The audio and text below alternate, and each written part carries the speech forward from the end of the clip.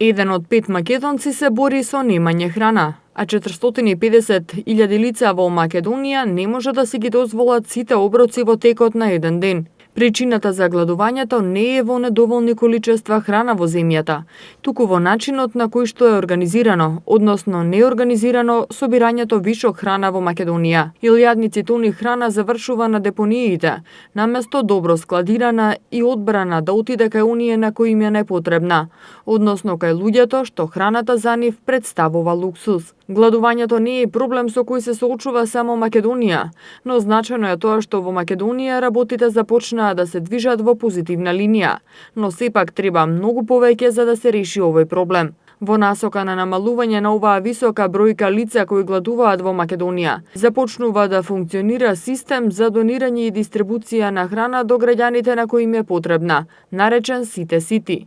Овој систем за почеток ќе започне да функционира само во Скопје, а од следната година ќе се прошири во другите градови низ Македонија. 14 граѓански организации преку веб платформа ќе бидат поврзани со бизнисите и донаторите за видот на храната и количините, кога може да бидат преземени, транспортирани и дистрибуирани до лицата кои имаат потреба. Всушност ова е индиректен систем на донирање, односно во овој момент додека немаме повисока свест во Македонија, посилни контролни механизми, да Македонија донирањето на вишок храна ќе биде преку посредници, овие посредници се граѓанските организации кои што имаат различни видови на социјално загрозени граѓани, од бездомници, жени жртви на семејно насилство, лица со пречки во развојот и така натака. Значи тоа се од околу 13.000 граѓани кои што ние ги идентификувавме на територија на град Скопје, кој што се надеваме дека ќе успееме да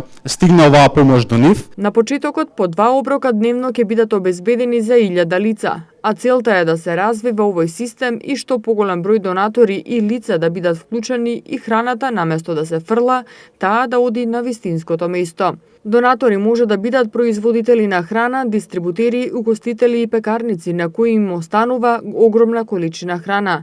Но поради неразвиен систем и начин таа да се достави во рацете на гладните, таа завршува во отпад. За да биде овој систем одржлив, треба да се зголеми свеста кај луѓето и што повеќе донатори и граѓански организации кои ќе ја преземаат храната од донаторите, да се вклучат се со цел што е можно повеќе да се искорени гладувањето кај луѓето.